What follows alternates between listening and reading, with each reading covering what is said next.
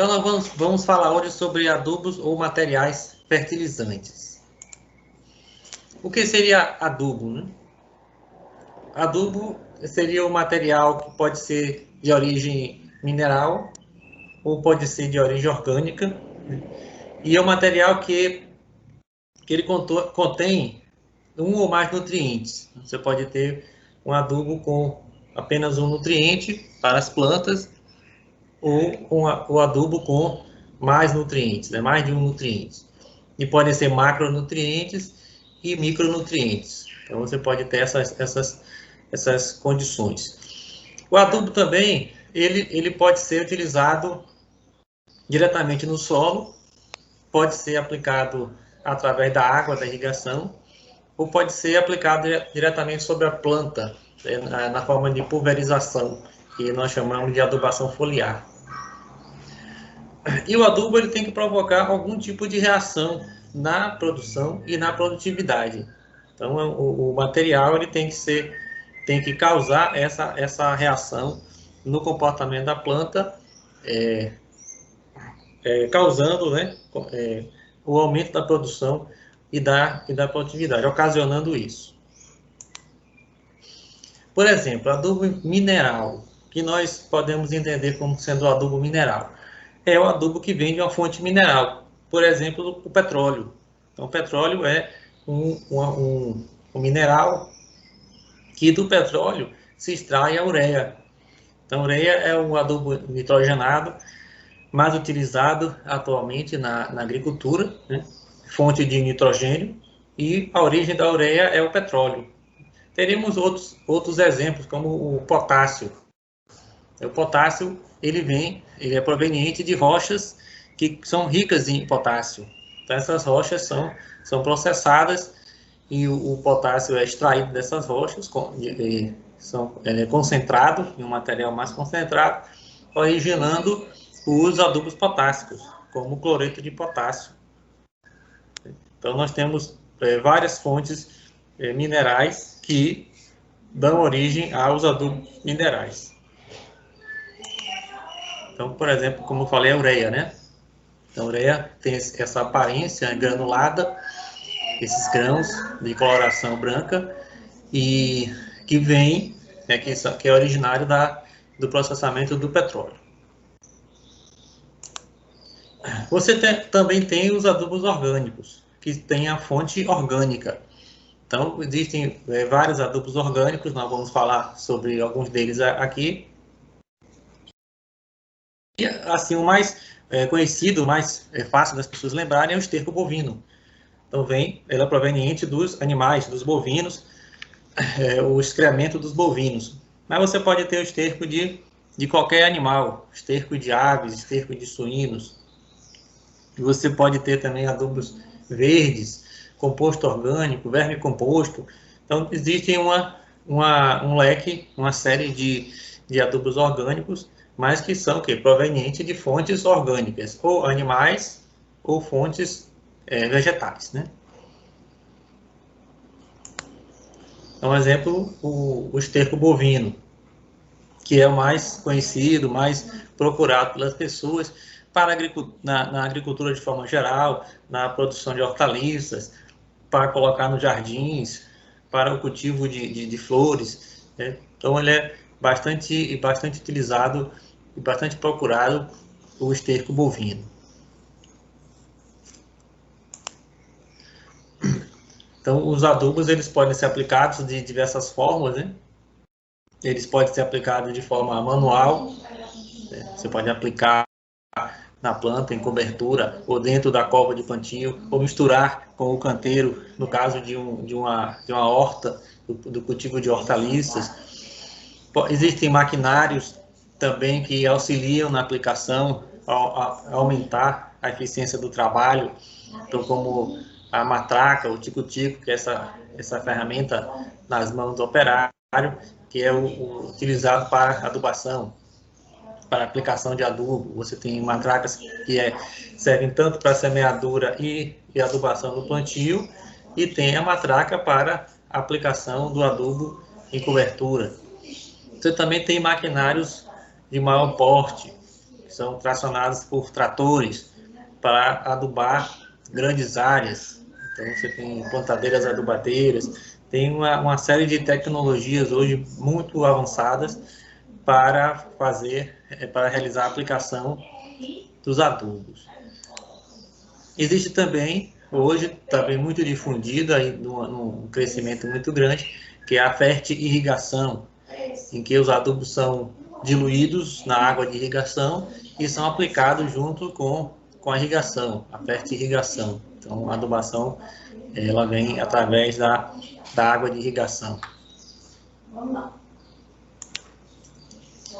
Você tem também a adubação foliar, em que você faz aplicação de alguns tipos de adubos diretamente nas folhas das plantas, através de uma pulverização.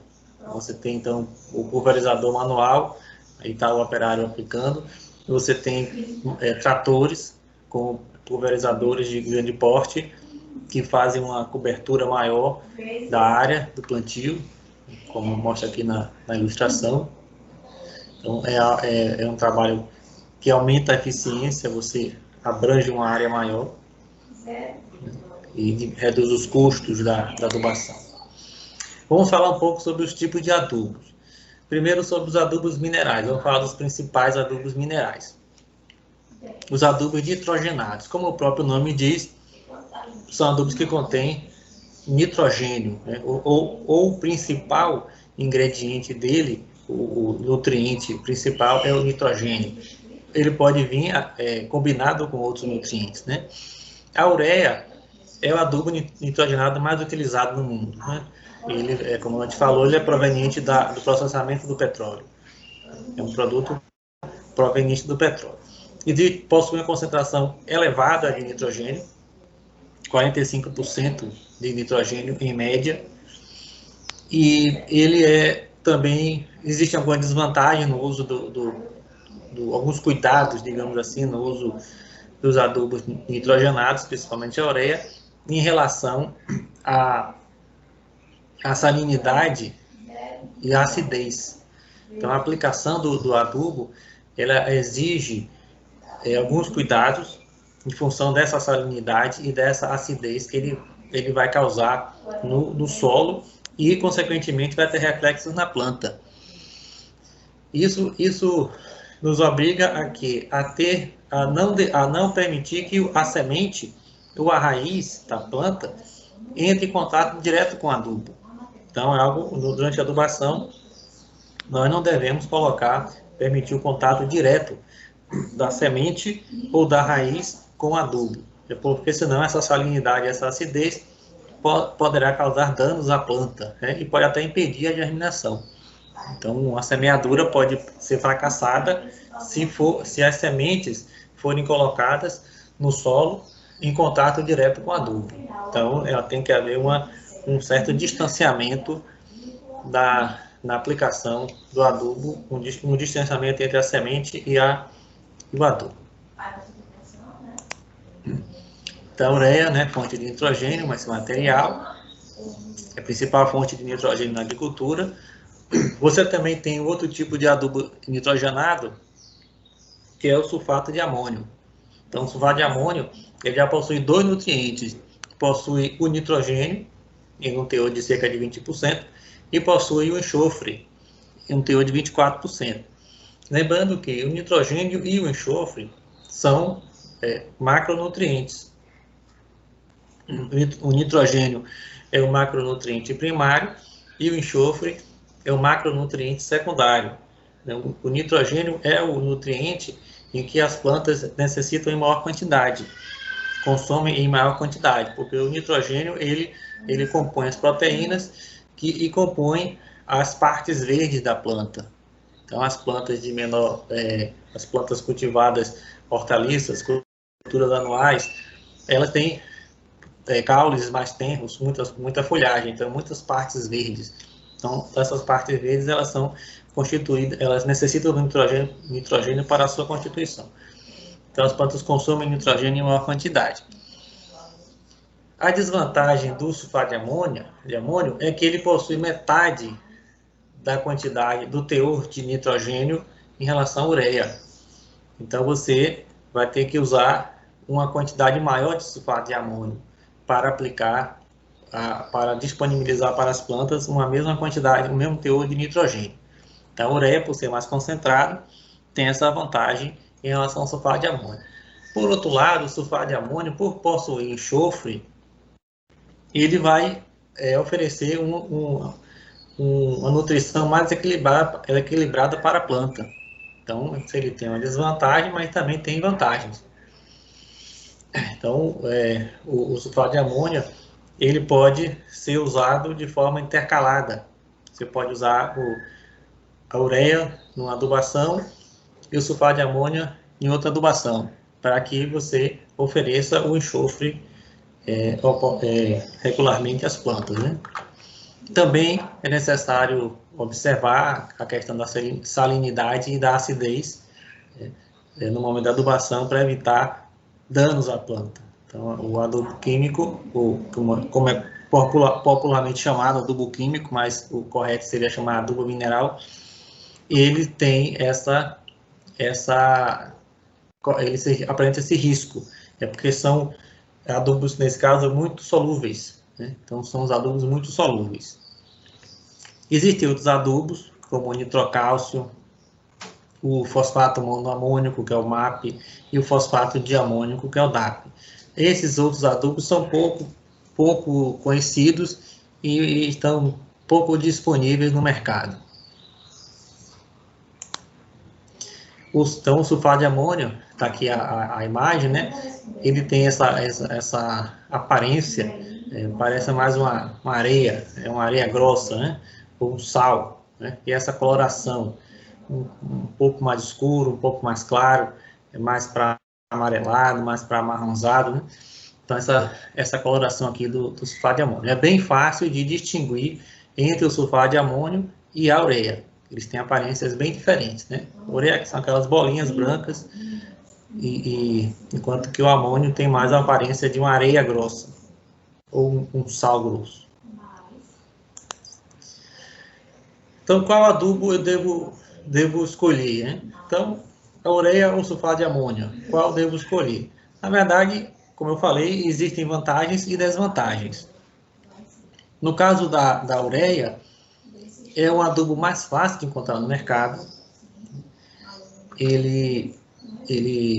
O sulfato de amônio você encontra também, mas a ureia está mais difundida. É mais econômico usar a ureia porque ela tem maior concentração de nitrogênio. Então, essa seria assim, a única vantagem que pode destacar na ureia. E tem a desvantagem, como eu falei, da acidez e da salinidade. O sulfato de amônio também é disponível, só que você encontra um pouco de dificuldade, um pouco maior de encontrá-lo. Não é tão disponível como a ureia. E ele possui nitrogênio e enxofre, então existe a questão do enxofre, que é mais um nutriente. Então, quando você coloca sulfato de amônio, você está disponibilizando para a planta dois macronutrientes.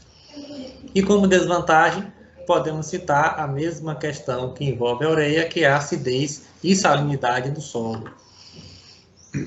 Como eu falei, você pode alternar as adubações, né? Você pode fazer a adubação com a ureia, e depois uma com sulfato de amônio. Então, você pode botar sulfato de amônio no plantio e a ureia em cobertura. Então, você vai ter uma combinação aí dos adubos e você vai estar fornecendo esses dois nutrientes muito importantes para o crescimento das plantas. Que quantidade de adubo eu devo colocar nas plantas? Bem, primeiro você tem que fazer uma análise do solo. Então, é imprescindível, é fundamental, antes do plantio, ou melhor, antes do preparo do solo, você analisar o solo. Porque aí você vai ter as informações sobre acidez, teor de matéria orgânica, teor de nitrogênio do solo. Então, você pode solicitar uma análise mais simples ou mais completa, né? Aí você vai ter maiores informações sobre o seu solo. Mas, sem análise do solo, é muito difícil determinar a adubação, né? Outro procedimento necessário é procurar na sua região quais são as recomendações de adubação. Então, hoje, com a internet disponível, essas informações estão bem disponíveis, depois eu vou disponibilizar elas para os alunos, e ali você tem recomendações para cada estado e para as regiões do estado. Então, para a adubação do cacau, adubação da graviola, adubação das hortaliças, da banana, né? Enfim, uma infinidade de culturas. Algumas culturas não foram devidamente estudadas em algumas regiões. Então, às vezes, nós não encontramos qual é a recomendação de tal cultura para tal região. Por quê? Porque não houve estudo. E por que não houve estudo? Porque não há importância econômica para aquela cultura naquele local. Então, as instituições de pesquisa, elas se concentram em estudar as culturas que têm maior importância econômica em determinados locais. Então, às vezes você se esbarra nessa dificuldade, de encontrar uma recomendação específica para uma cultura em determinado município. Mas por esse motivo, porque aquela cultura não representa uma grande importância econômica, pelo menos não naquele momento, né? Pode ser que futuramente venha a acontecer.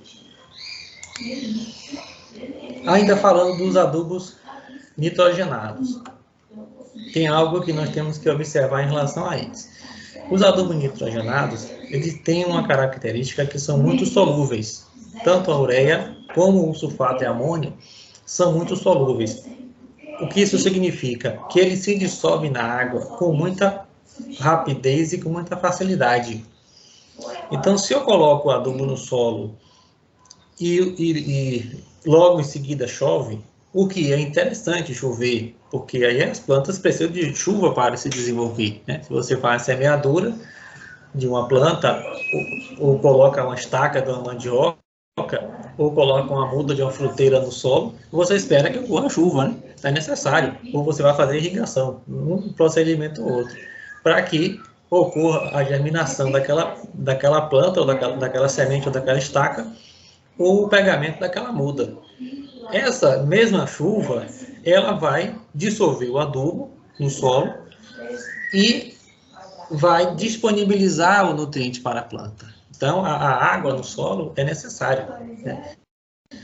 Só que acontece o seguinte, vai ocorrer a situação de uma chuva que seja em excesso. Então, principalmente na nossa região aqui do Baixo Sul, que chove em excesso, em muitas regiões do país. Essa chuva em excesso, essa água em excesso, o que vai ocorrer? Vai dissolver o adubo, ela vai infiltrar no solo e vai carregar esse adubo para as camadas mais profundas do solo, o que nós chamamos de lixiviação. Então, esse carregamento do adubo, principalmente do adubo nitrogenado, tá? Nós estamos falando no momento do adubo nitrogenado, que são muito solúveis, esses dois que eu acabei de citar.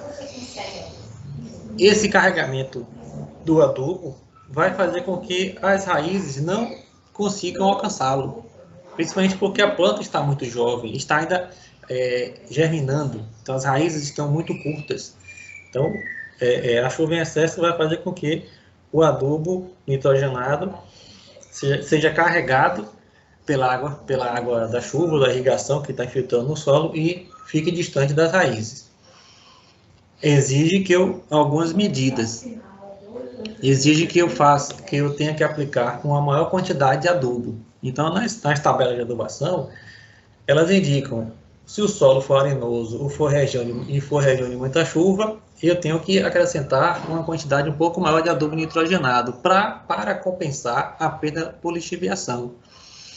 Outro procedimento também que eu tenho que fazer é o parcelamento da adubação nitrogenada. Depois nós vamos estudar isso de forma mais clara, né? Então, parcelar a adubação em doses, não aplicar todo de uma vez, porque se eu aplicar todo de uma vez, eu vou ter muita perda. Então, eu parcelo a aplicação em doses menores. À medida que a planta for crescendo, as suas raízes vão se desenvolvendo e ela vai tendo maiores condições de absorver esse adubo, esse nutriente, né? Então, o parcelamento da adubação nitrogenada é um procedimento importante. Por outro lado, eu posso ter um solo em outra condição. com maior teor de matéria orgânica. Aí eu já tenho uma condição diferente. A matéria orgânica, ela vai se decompondo, e à medida que ela vai se decompondo, ela vai liberando nutrientes para as plantas. Então, a decomposição da matéria orgânica vai liberando nutrientes para as plantas. E entre os nutrientes eu tenho o nitrogênio. Então, se eu tenho esse nitrogênio, é uma fonte natural de nitrogênio, que é a matéria orgânica, então eu tenho que aplicar menos adubo. Então, reduz a necessidade de adubo que eu vou aplicar, né? E o adubo nitrogenado, ele é caro. Então, devido à quantidade e o valor, ele aumenta o custo da agricultura. É necessário, mas ele tem um custo elevado. Então, a matéria orgânica vai me ajudar. É uma fonte natural de nutrientes, principalmente de nitrogênio. Então, se eu coloco matéria orgânica no solo, através de adubações orgânicas, que nós vamos ver mais à frente, eu vou economizar na adubação com nitrogênio.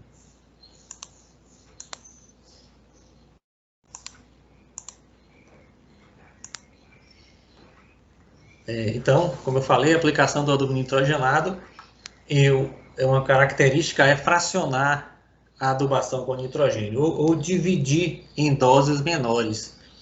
Por que eu faço isso? Porque aí eu reduzo as perdas por lixiviação, que é o carregamento do adubo pela água da chuva. E eu dou tempo da planta crescer, desenvolver suas raízes, ocupe um volume de solo maior e ela consiga alcançar esse adubo nitrogenado, evitando uma perda excessiva, né? A perda vai ocorrer. Isso aí é algo que nós temos que evitar, mas ela vai ocorrer, em maior ou menor grau. Então, nós temos que tomar procedimentos para reduzir essa perda do adubo nitrogenado.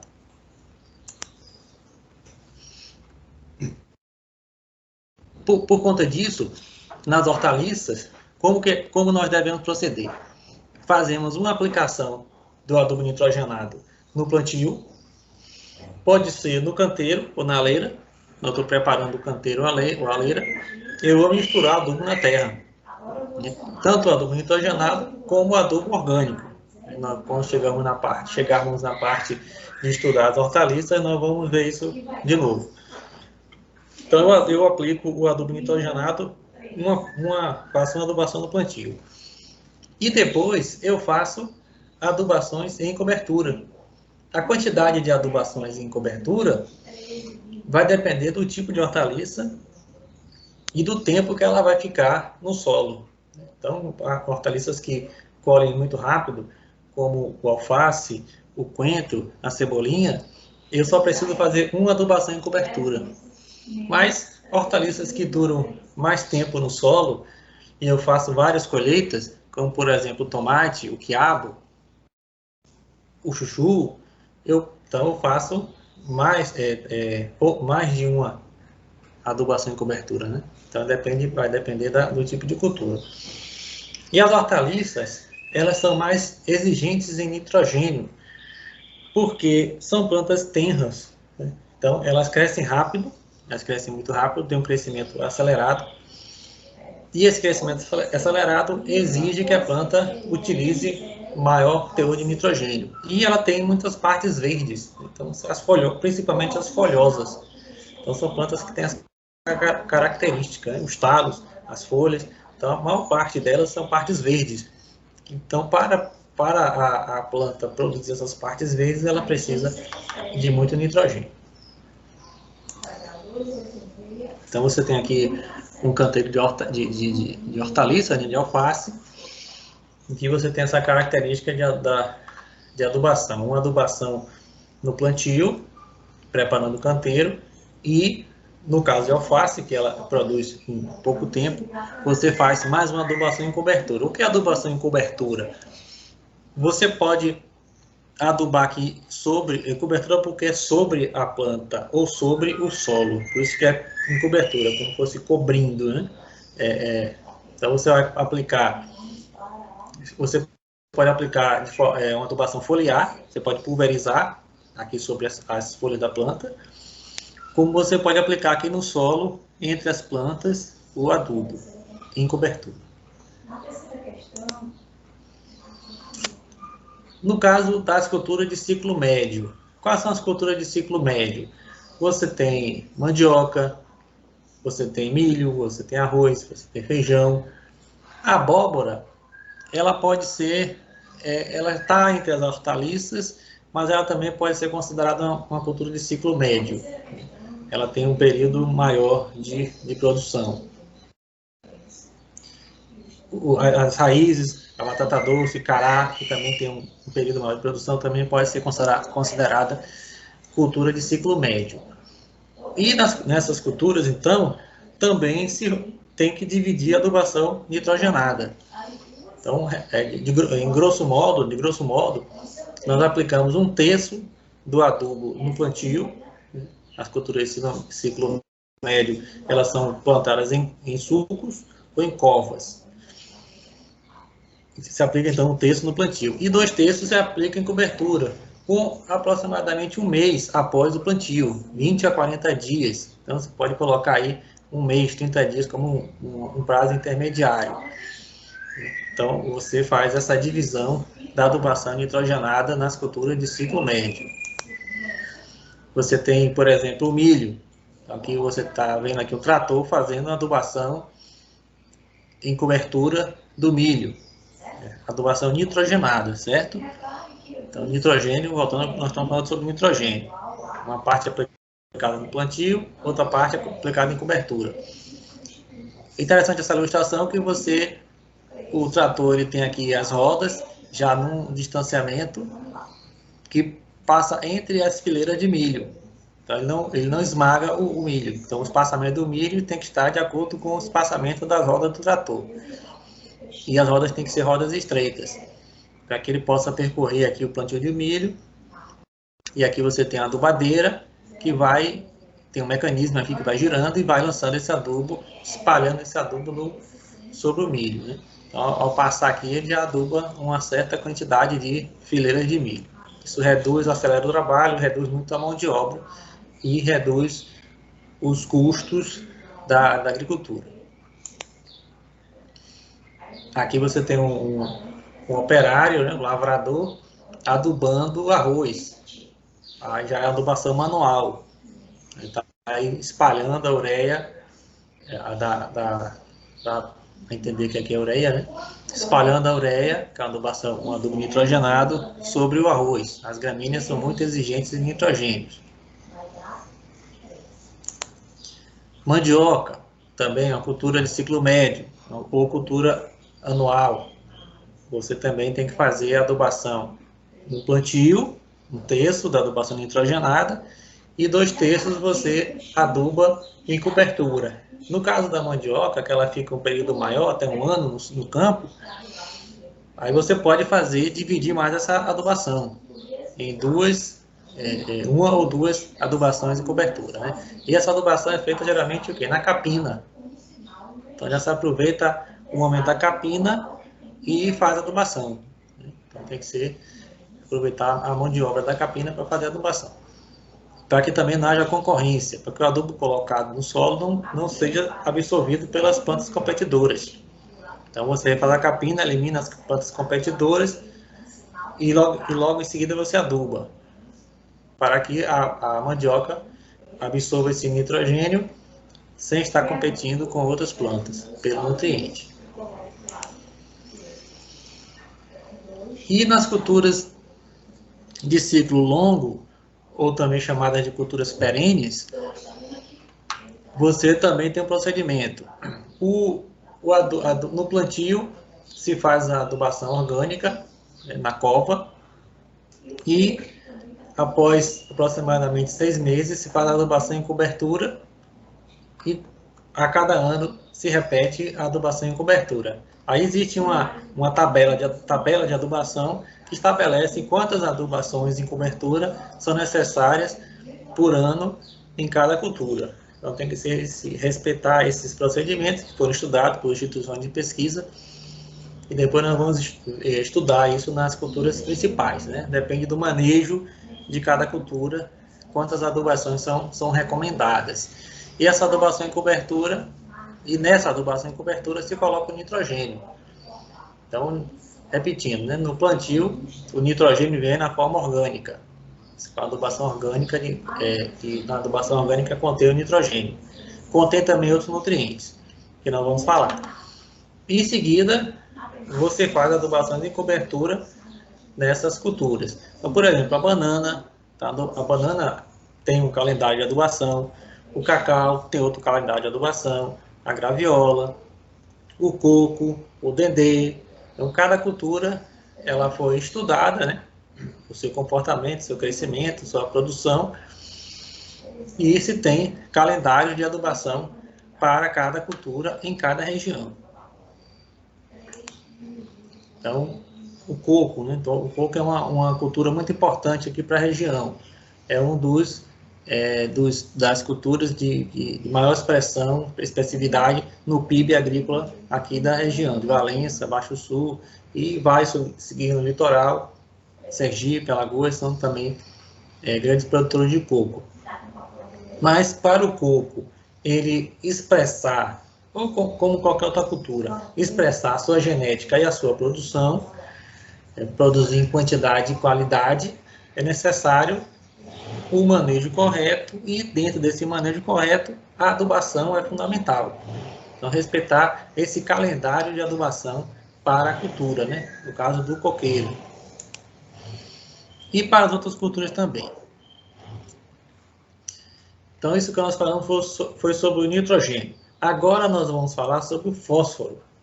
O fósforo é outro nutriente, um macronutriente primário, né? E também muito importante. Os solos brasileiros, eles, em geral, são pobres em fósforo. Existe essa situação no país de uma deficiência de fósforo na maioria dos nossos solos, né? Por motivos específicos que teríamos que estudar a ciência do solo para entender melhor. E, devido a essa deficiência, nós temos que colocar, né, disponibilizar fósforo para as plantas através de adubos fosfatados. Os principais adubos fosfatados usados no mercado, disponíveis no mercado, são o superfosfato simples. Ele possui fósforo e enxofre. Então, ele possui 20% de fósforo, né, e 12% de enxofre. E o outro adubo fosfatado é o superfosfato triplo. Ele já é mais concentrado em fósforo. Então, já possui mais do dobro de fósforo. Ele possui cerca de 45% de fósforo. E possui menos enxofre, bem menos enxofre. 2 a 3% de enxofre. O superfosfato triplo, ele é mais procurado justamente por ser mais concentrado em fósforo, que é o seu principal nutriente, né?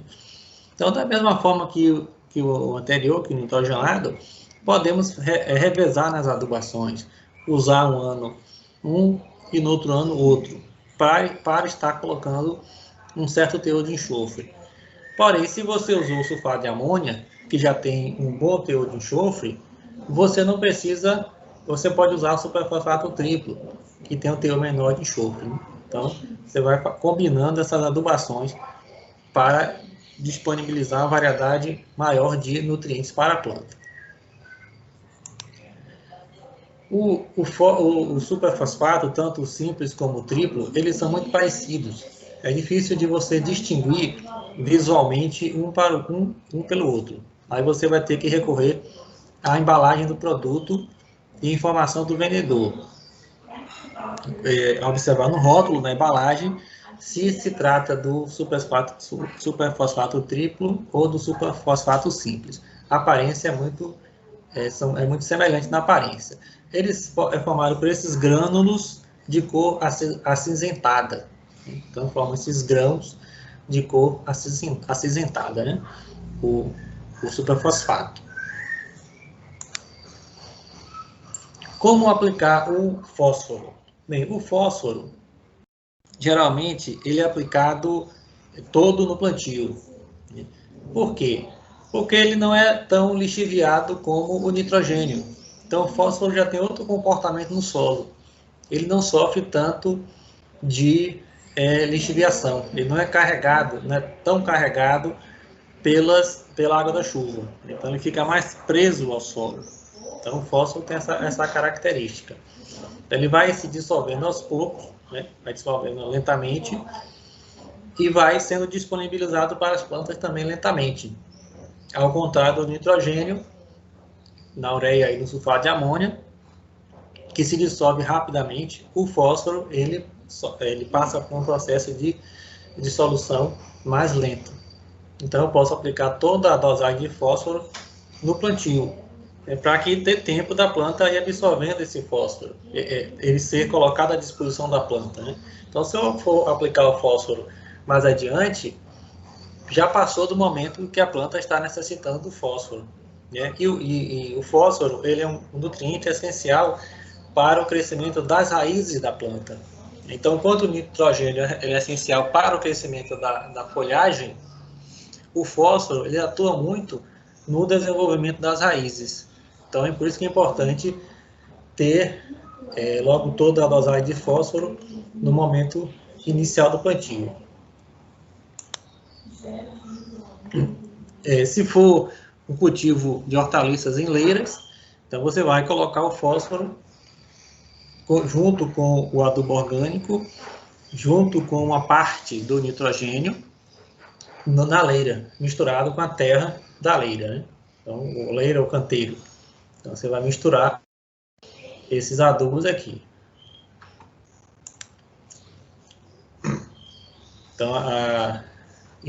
Então, depois, após preparar a leira, você vai fazer o plantio das mudas.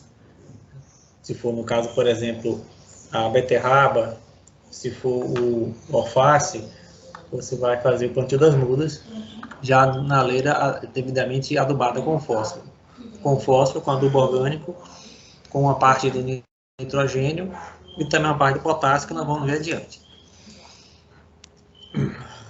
No caso das culturas de ciclo médio, como o milho, a mandioca, o arroz, o feijão, também o fósforo é aplicado no momento do plantio, todo o fósforo. Então você não parcela o fósforo, você não precisa fracionar, parcelar a adubação com fósforo. No caso das culturas perenes ou cultura de ciclo longo, o mesmo procedimento. A adubação com fósforo, ela é feita no plantio e você pode fazer uma adubação, você vai ter que fazer uma adubação anual, né? Então, a planta perene, ela tem um ciclo longo de vários anos. Então, você tem que fazer todos os anos uma adubação dentro do calendário de cada cultura. Então, mais no caso do fósforo, você, dentro daquele ano, você não precisa parcelar a adubação. Você parcela a adubação nitrogenada, mas não precisa parcelar a adubação com fósforo. Então, você aplica no plantio e depois, todo ano, você vai fazendo a adubação do cacau, da graviola, da banana. E todo ano você vai fazendo a adubação com fósforo para essas plantas. Então, aqui você vai, no momento do plantio, né, você tem a muda, né, a fruteira, que você vai abrir a cova, e no momento do plantio você vai colocar o adubo fosfatado, juntamente com uma parte do nitrogênio, uma parte do potássio e com o adubo orgânico. E a fruteira, que é uma cultura perene, anualmente você vai fazer essa adubação em cobertura. Então, essa adubação aqui sobre o solo, é a adubação em cobertura. No caso aqui, você vai, a adubação em torno da planta, e você vai dar um distanciamento da raiz, do tronco, né? Você distancia um pouco do tronco da planta, cerca de 20 centímetros. Na verdade, é na projeção da copa, né? Quanto maior a copa, maior vai ser esse raio de adubação que você vai fazer. Então, as plantas com copas menores, você vai adubar num raio menor, na projeção da copa. Em plantas com copas maiores, você vai acompanhando a projeção da copa fazendo a adubação e cobertura, que é a adubação anual.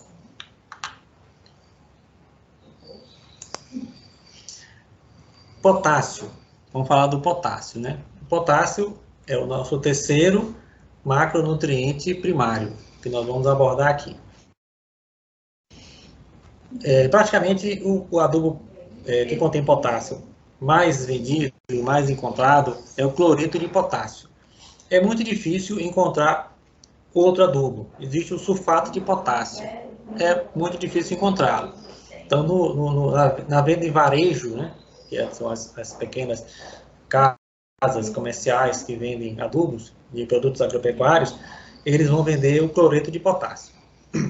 Ele tem uma alta concentração de potássio, até 60% de potássio. E é o adubo mais vendido. O potássio, ele, digamos assim, que ele fica intermediário entre o fósforo e o nitrogênio. Ele também é lixiviado, ele se dissolve com certa rapidez e também sofre lixiviação, mas não tão grande como o nitrogênio. Então, ele se dissolve, mas não tanto quanto o nitrogênio. Então, eu não preciso parcelar tanto a adubação potássica, né? Eu posso até dividir a adubação potássica em duas, no caso das culturas perenes. Mas nas culturas anuais, que crescem mais rápido, e principalmente nas hortaliças, eu não preciso fazer isso, né? Então, a adubação potássica, digamos que é o seu fracionamento está intermediário entre o fósforo e entre o nitrogênio. É muito fácil de distinguir o cloreto de potássio. Ele tem essa cor avermelhada e eu digo que parece assim como um tijolo quebrado, né? Como se você quebrasse o tijolo em pedacinhos menores e dá essa aparência dessas pedrinhas avermelhadas, né? Então, o potássio ele é bastante fácil de distinguir. Existe uma granulometria mais fina, você vai encontrar em pedaços maiores, em pedaços menores, mas a aparência geralmente é essa. NPK. Então, já falamos dos 3 macronutrientes primários, vamos falar sobre NPK. O que é NPK? É justamente o que a sigla significa. N significa nitrogênio, P, fósforo e K, potássio. Então, NPK é a mistura desses 3 nutrientes, nitrogênio, fósforo e potássio. Ocorre o seguinte, que para fazer essa mistura, eu preciso dos adubos. Então, digamos que para fornecer o nitrogênio, se eu colocar ureia, então eu só tenho nitrogênio aqui. Mas se a empresa que fez colocar sulfato de amônio, já vai ter nitrogênio e vai ter enxofre também. A mesma coisa é o P, o fósforo. No superfosfato, contém fósforo e enxofre. O K é cloreto de potássio, só contém potássio. Então, na verdade, aqui era para se chamar NPKS, né? O correto seria acrescentar um S, porque geralmente possui enxofre. E muitas vezes também possui cálcio e magnésio, em menores quantidades. Então, você tem que observar isso no rótulo. Qual é a formulação desse adubo? NPK, mas se ele contém outros nutrientes além desses, né? É muito comum nós encontrarmos na loja, irmos perguntar se tem um adubo à venda nas lojas, e o vendedor dizer que tem o 10-10-10. Ah, eu tenho aqui 10-10-10. Aquele vendedor muitas vezes não tem um curso técnico. Talvez nem saiba o que é o 10-10-10, né? Mas a gente que está estudando sabe. 10-10-10 significa o quê? Um adubo misturado, uma mistura de adubo, NPK, numa concentração de 10% de nitrogênio, 10% de fósforo e 10% de potássio. Então, por isso que tem essa nomenclatura 10-10-10. Se for nomenclatura 4-14-8, por exemplo, você vai ter 4% de nitrogênio, 14% de fósforo e 8% de potássio, né? Essas concentrações, elas são usadas em diferentes situações. uma usada no plantio, outra usada em cobertura, né? Então, a indicação da concentração de nutrientes e desse equilíbrio, né, vai depender do tipo de cultura e da época da cultura, se é em plantio, adubação em plantio ou se é adubação em cobertura. Isso aí nós vamos estudar mais adiante quando entrarmos nas culturas propriamente ditas. Vamos falar um pouco sobre adubos orgânicos. Então se fala muito de adubação orgânica, tal. Então quais são os adubos que são indicados ou conhecidos e já utilizados na agricultura na adubação orgânica? Os principais adubos orgânicos são, de longe, é o estrume de animais ou esterco de animais. Você tem o esterco bovino, o mais conhecido. É mais conhecido, mas não é o mais concentrado. Você tem o esterco de aves, que é muito bom, ou cama de aviário, também pode se chamar assim. O de ave de corte tem uma concentração alta de nutrientes. O de ave de postura é mais concentrado ainda. Então você tem que tomar cuidado com o uso desses adubos, desses estercos, os adubos orgânicos de uma forma geral, porque eles podem estar em processo de fermentação. Então, se você pega um adubo orgânico ainda cru, que não foi curado, que não passou por um processo de fermentação, é interessante você aguardar essa cura, né, desse adubo, que ele passe pela fermentação antes de utilizá-lo, porque ele pode prejudicar as raízes das plantas. Então, ao invés de ajudar, você vai estar prejudicando a planta e tendo prejuízo. Então é importante que o adubo orgânico ele primeiro passe por um processo de cura. Você simplesmente pode amontoar num local que tenha umidade, molhar ele, manter úmido, revirar esse adubo para arejá-lo e esperar alguns dias para que ocorra a cura, né? Vai depender de como está o adubo, né? Vamos ver isso mais adiante, algumas técnicas de adubação. Eu acrescentei aqui o esterco humano. Mas o esterco humano também é um adubo orgânico? É, sim, desde que seja devidamente manuseado, né? Então, existem relatos na China, por exemplo, de que se fazia embaixo das casas biodigestores e recebiam o sanitário, o despejo do sanitário, do vaso sanitário, para o biodigestor. Dentro do biodigestor, o estrume humano, as fezes humanas, passavam por um processo de decomposição e saía o biofertilizante que podia ser utilizado na agricultura. Então, existe também essa possibilidade. O lixo orgânico, muito conhecido, muito falado, muito difundido. As pessoas podem usar em casa, separar o seu lixo em casa e fazer uma compostagem com esse lixo, né? Ou fornecer minhocas para que elas se alimentem desse lixo orgânico e transformem em humus. Então, o lixo orgânico também é uma fonte de adubação orgânica. Você tem farinha de ossos, que é muito usado na jardinagem. São os ossos provenientes dos abatedouros, estão triturados, passam por um processo, é um adubo muito bom. O vinhoto é um resíduo do processamento da cana-de-açúcar. É mais usado dentro da cultura da cana-de-açúcar. Então, o vinhoto é um adubo orgânico muito bom, só líquido, usado da forma líquida, só que é mais específico na cultura da cana-de-açúcar. É uma espécie de... Ele é usado com materiais de irrigação, né? Aqui você está vendo um canhão, umas pessoas de grande porte, despejando vinhoto sobre a área de cultivo da cana-de-açúcar. Farinha de sangue, também proveniente de abatedouros. Farinha de chifres, farinha de resíduo de peixes, também são excelentes fontes de adubação orgânica, de nutrientes para as plantas. Os resíduos de esgoto é uma alternativa muito interessante para as cidades fazerem o tratamento dos seus esgotos. Aquele lodo que fica nos locais de decantação do esgoto, né, eles podem ser utilizados na agricultura. Tortas de plantas oleaginosas são plantas que produzem óleo, são esmagadas para produzir óleo e desse óleo sobra uma torta, né? Aqui está, até o cacau está colocado aqui de forma incorreta, porque o cacau não é uma oleaginosa.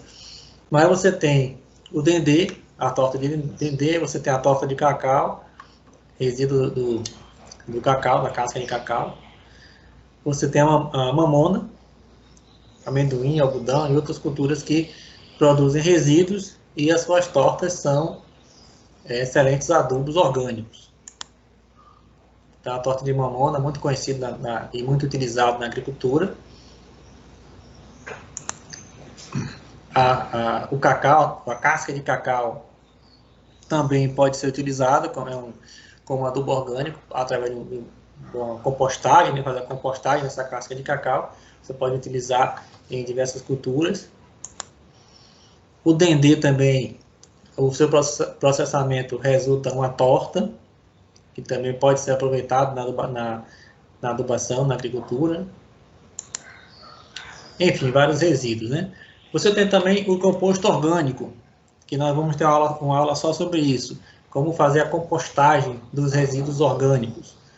Você tem o vermicomposto, ou humus de minhoca, que são resultantes da digestão das minhocas sobre os alimentos que são colocados para elas. É um material muito bom, muito rico em nutrientes, né, e de excelente valor. Os adubos verdes são plantas que são cultivadas, geralmente são leguminosas. As leguminosas têm essa capacidade de retirar nitrogênio da atmosfera e incorporar ao solo através da simbiose com micorrizas. Nós já vimos isso na aula anterior. E devido a essa capacidade, os adubos verdes são muito indicados na agricultura, né? São plantas que servem como adubo. Você tem os restos da cultura. Então, não se deve queimar os restos da cultura, não se deve retirar da área. Muito pelo contrário, deve ser mantido na área para servir de adubo para o próximo cultivo. Então, pode ser do milho, da mandioca, do feijão, todo aquele material que sobrou, a palha, as folhas, o caule, tudo isso deve retornar ao campo para decompor e servir de adubação para a próxima cultura. Além de que isso vai ajudar a cobrir o solo e proteger o solo contra a chuva e a erosão. Urina de vaca, urina humana, também pode ser usado como adubo, um adubo foliar, né? Pode dissolver em água e aplicar pulverizado. Inclusive, isso é um bioinseticida, é um biofertilizante e é um bioinseticida, como está aqui embaixo, biofertilizantes. Existem vários biofertilizantes que você pode produzir usando micro-organismos, né? Usando vários materiais, farelo de soja, farelo de trigo, arroz. Então, existem várias fórmulas para se produzir o biofertilizante, utilizando micro-organismos que vão decompor esses materiais e vão produzir um resíduo, né, na forma líquida, é dissolvido e é pulverizado nas plantas. É um excelente material, os biofertilizantes. Então, existe um leque, né, de opções para adubação orgânica, né? Então, o composto orgânico, utilizando restos de alimentos, né? Você pode fazer isso em casa, pode fazer isso num apartamento, numa residência, em diversos ambientes, numa escola, né, para a educação escolar. E você, se for uma atividade maior, né, então você pode preparar essas leiras de compostagem. Você pode ver aqui que são leiras grandes, né, largas e compridas. Existe um procedimento para fazer a compostagem orgânica, né, mas é muito utilizado em viveiros para a produção de mudas, de flores, em hortas para a produção de hortaliças, né, de olerícolas.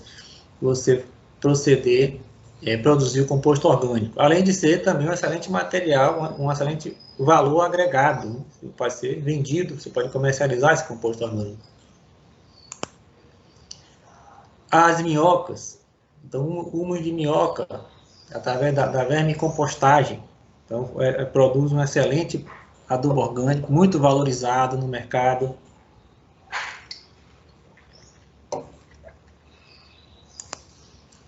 E a adubação verde, como eu citei, é a utilização de leguminosas, de plantas leguminosas, que servem de adubo.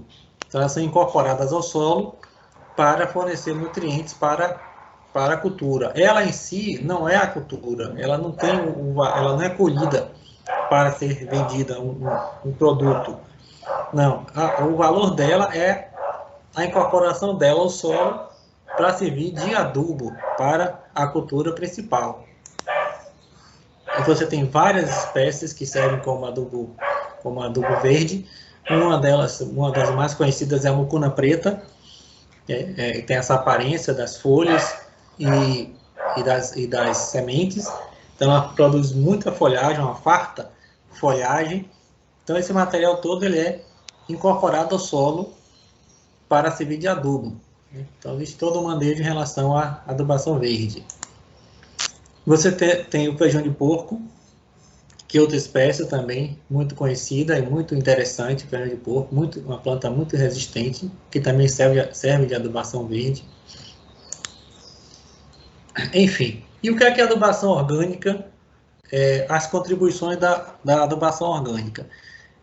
Uma das melhores contribuições, das mais importantes, é que ela melhora a estrutura do solo. Isso por si só já viabilizaria o uso da adubação orgânica. Ela melhora o solo, fornece matéria orgânica, agrega as partículas do solo e mantém o solo mais coeso, evitando a erosão.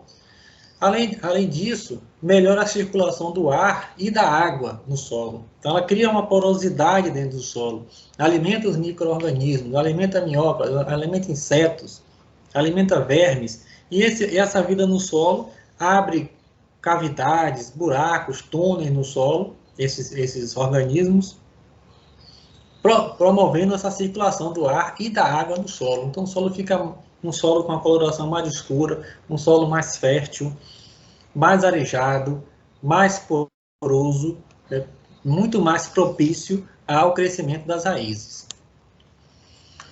Aumenta a capacidade de armazenamento da água, porque a matéria orgânica ela age como uma esponja, ela segura a água nela.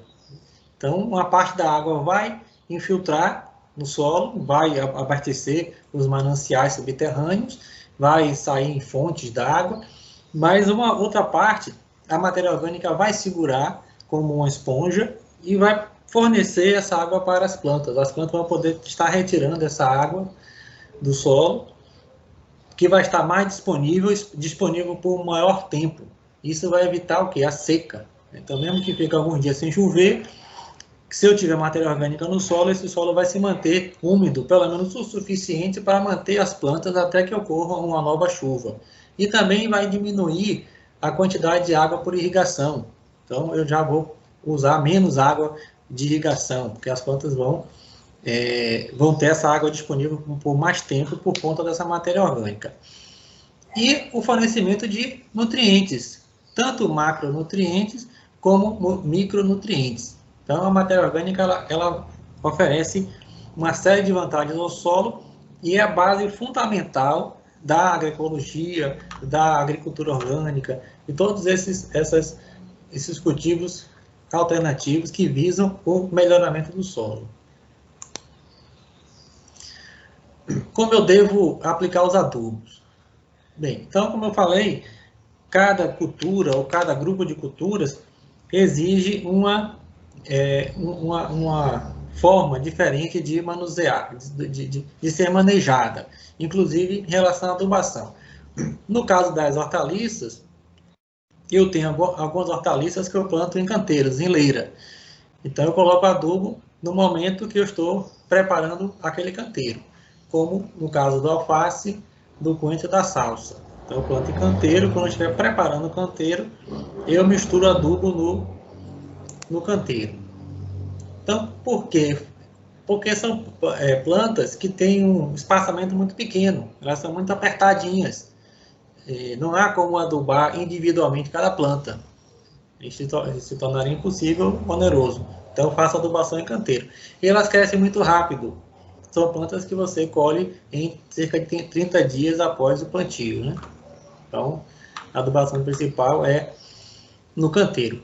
Você pode fazer uma adubação em cobertura, uma adubação nitrogenada em cobertura, de preferência é uma adubação foliar. Então, você vai dissolver o adubo na água, a ureia, né? E vai pulverizar, fazer uma adubação foliar. Então, você pode fazer uma adubação em cobertura foliar. Então, aqui o alface, né? Fica bem próximo, então impede que eu faça uma adubação por planta. É antieconômico. O ideal é fazer a adubação principal no canteiro. Cebolinha também, outro exemplo. E você tem também hortaliças que plantam em covas, como o tomate, o pimentão, o quiabo. Então, o tomate você faz uma muda no viveiro, na sementeira, e você traz a muda para o campo. Nesse caso, você faz a adubação na cova. Então, você abre a cova para plantar aquela muda, ou no caso do quiabo, você vai semear. Quando você abre aquela cova, você coloca a dose de adubo, coloca a terra em cima, para não haver contato direto da semente ou da muda com adubo. E aí você então coloca a muda, né? Ou você pode também, quando abrir a cova, você misturar a terra com o adubo e em seguida fazer o plantio. Então você tem o tomate, que faz adubação na cova, e essas culturas também, em seguida você faz adubação em cobertura, né? Você tem o pimentão, você também planta em mudas nas covas, então faz adubação na cova. O quiabo, no momento da semeadura, você também faz adubação. E em seguida você faz as adubações em cobertura. Nas culturas de ciclo médio, ou também chamadas de culturas anuais, como milho, feijão, mandioca e arroz, você tem dois procedimentos. Ou plantio em sulco ou em covas. Geralmente o plantio em sulco é quando ele é mecanizado, quando é feito com uma plantadeira semeadeira. E em cova quando o plantio é manual. Então você vai fazer a adubação nesse momento, ou no fundo do sulco ou no fundo da cova, sempre tomando cuidado para que a semente não entre em contato direto com o adubo. Então, ao ser colocado no fundo do sulco, a própria semeadeira se encarrega de cobrir aquele adubo e depois colocar a semente e cobrir a semente. Então fica uma porção de terra separando o adubo da semente. Na cova a mesma coisa, você coloca o adubo no fundo da cova, joga um pouco de terra em cima, coloca a semente e cobre a semente. Então o adubo é colocado no fundo do sulco, ao lado e abaixo da linha de semente, né? Não deve haver contato da semente com o adubo, como eu falei.